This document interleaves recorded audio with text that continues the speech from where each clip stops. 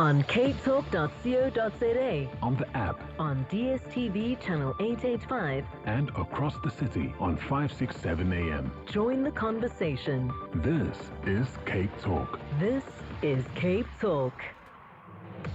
27 minutes to 10 o'clock. Every Friday, round about this time, Dr. Chris Smith, the naked scientist, joins us, answers your science and natural history related questions. Remember, he is a medical doctor, but because of the ethics involved, you cannot call and ask for a diagnosis or for treatment. We suggest you go to your clinic, your healthcare professional, and get those very personal questions answered there. But now that we've got that out of the way, Dr. Chris Smith, I hope you're well, enjoying your Friday morning. Morning, Lester. Do you know what? We've got better weather than Cape Town today. Now, that's really saying something, isn't it? We're predicted 31 degrees today. So, long may it's it barbecue last. weather, it's dry weather. Dry weather, definitely, yeah, definitely. Yeah, I've already got my recipes lined up. Well, let's jump straight into our first caller, Simon in Brackenfell. Good morning, Simon. Good morning. I shave in the shower and then the mirror mists up. So what I do is I put a little bit of soap on my hand and I just rub it over the mirror and then rinse that off, and then it doesn't mist up for the whole shower. So why does this soap break the surface tension and then it's rinsed off? There's no more soap there, but it still doesn't mist up because I used soap. Great question. Thanks so much, Hello, Simon. Simon. The answer is you've hit the nail on the head. It's surface tension. When you have water vapour from the hot shower in the air, it looks for a cold surface on which to condense. And when the water condenses on, say, your mirror, the water molecules join together and form small droplets. And the droplets form small spheres as droplets on the surface. And they have the effect of scattering light that hits them in all directions. And that's why the mirror looks misty, in the same way that if I take a glass of water, it's clear, but if I turn it into ice and I have lots of little ice crystals, it looks white because it's scattering light in all directions and all colours of light, which when seen together look white. So what does the soap do? Well, when you put the soap on the surface, although you think you might have washed away all the soap, you haven't. You've left a residuum of soap on the surface. Soap molecules have a way of reducing the molecular forces between water molecules so they don't stick together quite so well. And so instead of the water molecules clumping together into small spheres, droplets on the surface with that scattering effect, you get a thin film of water uniformly distributed over the surface.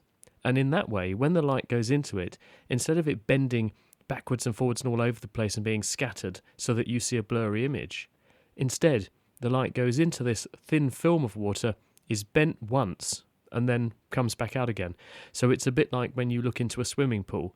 Because the water is one uniform body of water, you can still see the bottom of the pool clearly. It might not be in quite the same place that your eye thinks it is because of a refractive effect, but you can still see clearly through the water. And that's why putting a layer of soap as a surfactant on your mirror stops it misting up in that way. Eleanor in Plumstead. Good morning, Eleanor. Good morning. My question for the naked scientist is that, okay, the story is my son, when he was 2.5 years old, went for a procedure, actually a simple procedure. When they were preparing him to take him to the theater, they sedated him. But he became hyper. No. They told me that now it happens every now and again. My question is, has there been any study done on those people that behave differently? Because it turned out that my son is atypical. Did he become hyper because he's neuroatypical, or does it also happen to neurotypical people? Eleanor, appreciate that. Chris? Hi, Eleanor. Well, the answer is that everyone on Earth is distinct and different. Unless you have an identical twin, then we are all genetically individuals. We all look different on the outside, and therefore biochemically on the inside, we're all different. And when we take drugs or use medicines, the way those medicines are made for the reasons of the constraints of the pharmaceutical industry is it's a bit like us going into a shoe shop, not having our feet measured, just taking the first pair of shoes off the shelf and ramming our feet into them and hoping they fit okay. Because on the inside, we're all different, and this means that the drugs that we make, given they're all very specific shaped molecules, we hope that they're a good fit with the structure of the molecules we have in our body and also with the structures of our brains. But because we're all different, there will therefore be people for whom, in the population, quite naturally, some of these drugs are a less good fit than others. And this is why, for instance, if you suffer with hay fever, the first thing I say to people when they say, oh, I've tried antihistamines, they don't work, is I said, how many did you try? Because there are many different types of antihistamine drug, and some work for some people and some work better for others. And it's worth shopping around a bit with those sorts of drugs. And it's the same with things that affect the nervous system in other ways. And it may well be that what's happened here is that whatever agent they were using on your son, it may be that under those circumstances, in him, it provoked a different response than it would in the majority of the rest of the population. Doesn't mean he's unusual. It just means he's absolutely normal, actually, because that's exactly what you would expect to see in a diverse population who are all a bit different.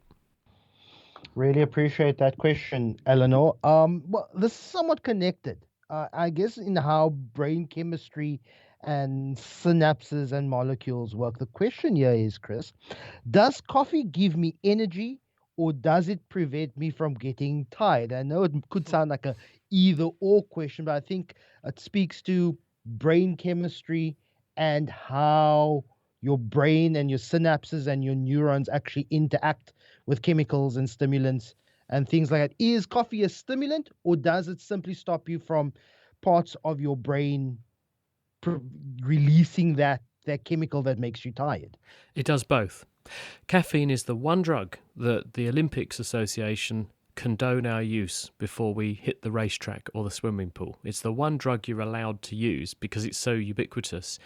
But it's a performance-enhancing drug, and that's why athletes all use it. It potentiates the action of adrenaline, the body's stress and excitement hormone. So it does that by stopping adrenaline being broken down. So when adrenaline attacks or targets our cells and tells them to wind up their activity, the messengers inside the cell that the adrenaline produces are broken down at a certain rate, and that limits its action. If you stop those messengers being broken down quite so quickly, which is what coffee does, it's one of its actions, you will prolong the action of this stress and performance boosting hormone, and therefore you get a performance boost. But at the same time, our brain has a way of knowing how tired we are. And that's because during the day and during our waking hours, you accumulate slowly in your brain various chemicals, including chemicals called purines, which as they build up, they activate a system that is linked to your tiredness sense. And so the more there is of that, the more tired you feel. If you take caffeine, caffeine gets in the way of those sensors. So it effectively blocks them up. So it blinds you to the accumulation of these tiredness chemicals. So although you may feel more awake and alert, you have got a stimulus, an arousing effect of the caffeine on your adrenaline system. You've also blocked your ability to realise how tired you are. And then there's a sort of third spin-off thing, which is people who are hopelessly hooked on coffee, like me, if we don't have coffee, have withdrawal effects as well. And when you take coffee, you partly feel better and brilliant and on top of the world, and like you can do anything, because you've basically made all the withdrawal effects that were kicking in after a night of not having any coffee go away, and you feel on top of the world. And many of these cough and cold remedies, the kinds of ones that would say to you, you've got a horrible flu, but you can struggle on with the help of this stuff. It kind of sorts you out. When you look at the packet, you'll see that it does contain some paracetamol that will make you feel better, but there's also a massive dose of caffeine in there. And this is because when people are feeling like they've got the flu and they're not very well, they don't get up and make themselves as much coffee and tea as they would do if they were at the office or rushing around after the kids. And so part of feeling ill with a cold is caffeine withdrawal. So you put that in the cold remedy and you feel doubly better.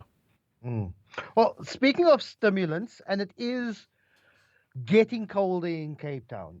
Tony is asking, good morning, Lester and Dr. Smith. Can the good doctor explain why sherry warms you up on very cold nights? And from what I understand, it is the illusion or the perception of feeling warm. Is that correct, Chris? It absolutely is.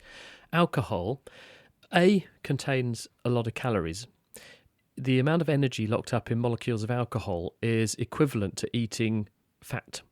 So if you were to eat the rind off your bacon, for example, you get as much energy from that as you would from drinking the equivalent mass of alcohol. Very, very energy dense. So it will help you to divert some calories into metabolism and heat generation.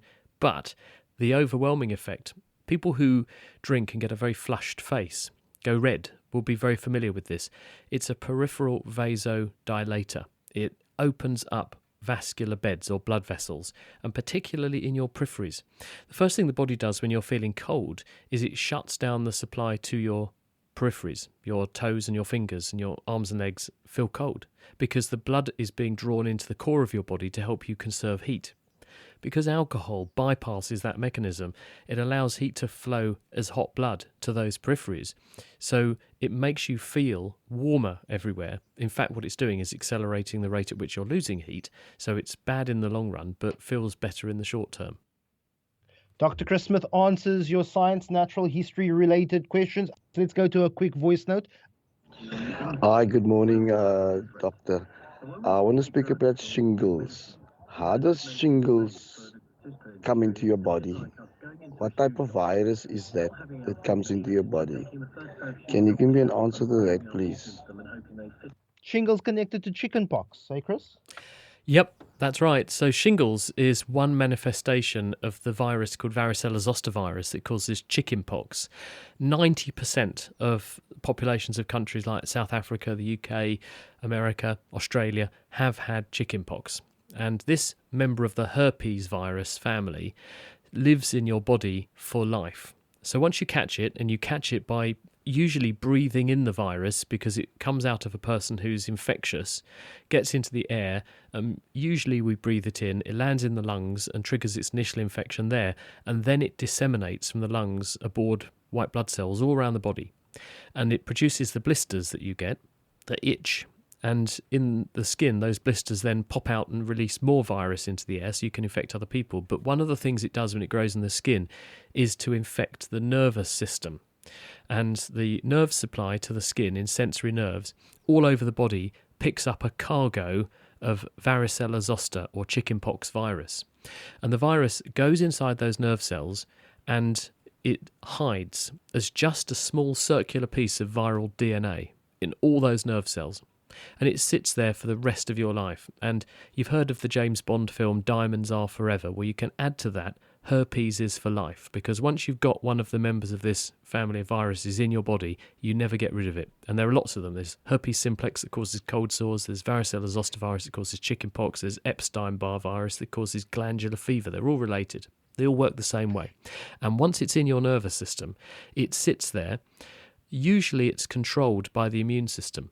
But periodically through life, if we have a period of immune debilitation, or we take drugs that suppress the immune system, you have a problem like HIV, or sometimes it can be menstruation that does it, it can be malnutrition, something causes your immune response to dip a bit, and it's a bit like you take down your defences temporarily, and with that breach, the virus sneaks through the breach, and it comes back. But it doesn't come back comprehensively all over your body unless you're very heavily immunosuppressed. It comes back in just one patch of skin called a dermatome, and you get one strip of effectively chickenpox blisters, but it's very, very painful. And people feel ill, they feel very debilitated and tired, they can be a bit feverish, and they have this strip of painful blisters on their skin. They're very infectious. So if you have this on an uncovered body part, you could give chickenpox to another person, because it'll come as chickenpox in them. The people to worry about, obviously immunosuppressed people and women who are pregnant, must make sure that you don't give it to people who haven't had chickenpox. If you've had chickenpox before, no problem at all if someone with shingles comes near you.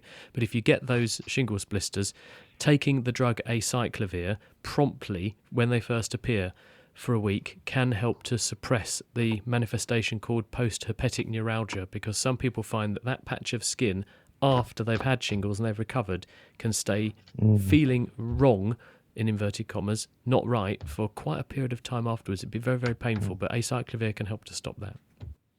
Chris, I just sang in my head, Shirley Bassey, happy is forever. And I thought I could make a song, actually. I liked it, though.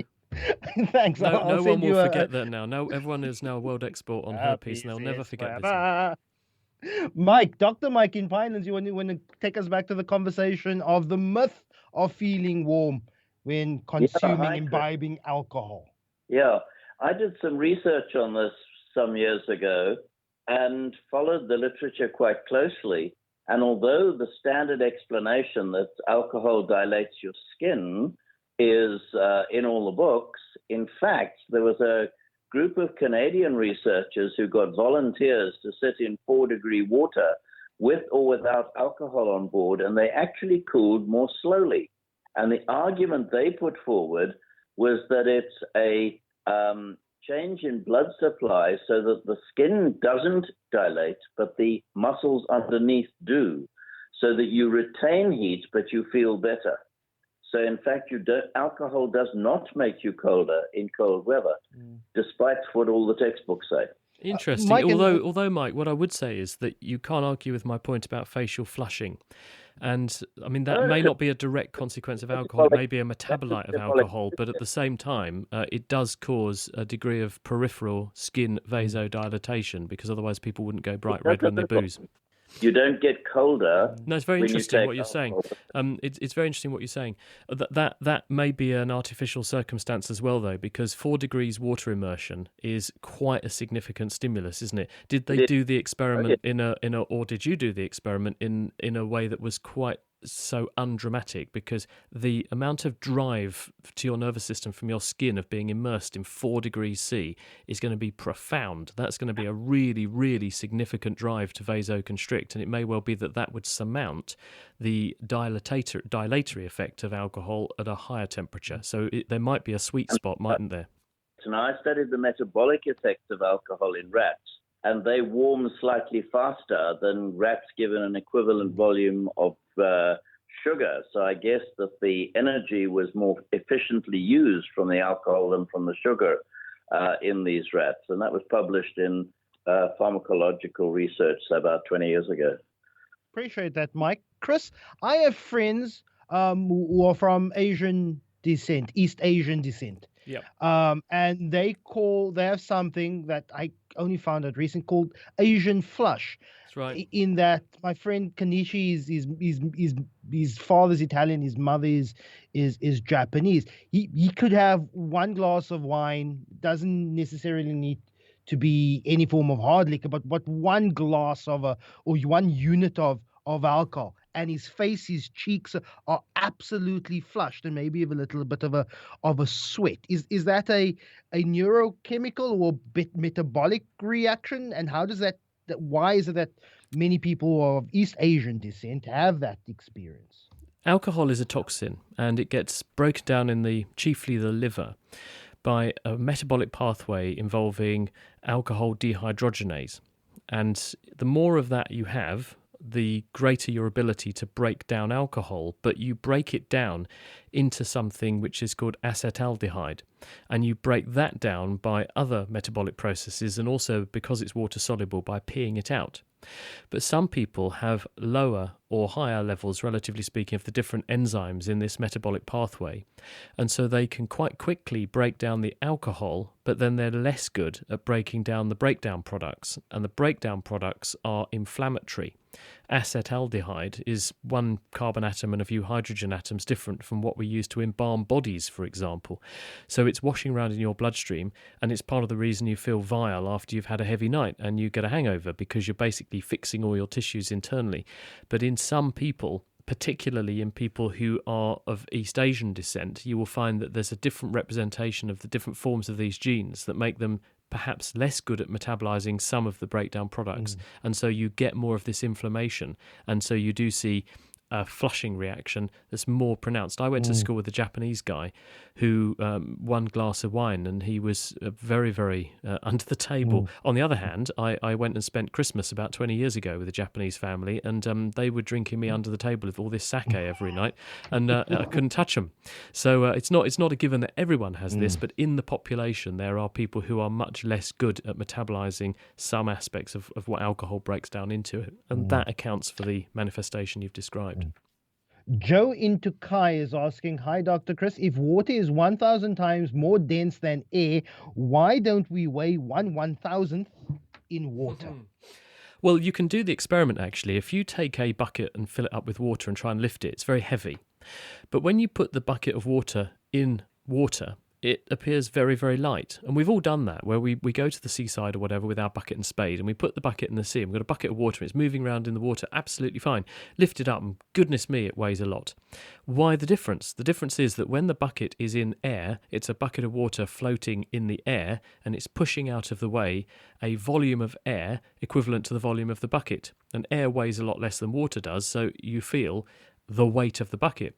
But when you put the bucket of water in the sea, or in the swimming pool, it's now pushing out of the way a volume of water equivalent to the volume of the bucket, which of course that water weighs as much almost as the bucket in the water, and that pushes back on the bucket as hard as the bucket is pushing on it, so it feels almost weightless.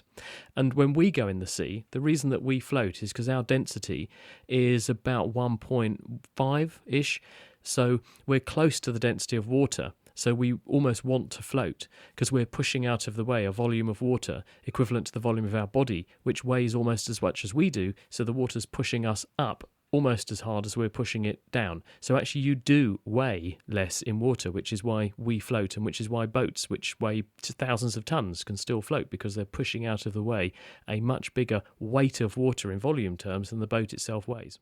Maybe this question is a chance for you to explain climate science. And Mark asks, as hot air rises, has the heat emanating from the ensuing, and I made this clear, I asked him again, Russo-Ukrainian war, could that be responsible for global climatic change, resulting in rising temperatures, flash floods, and extreme downpours?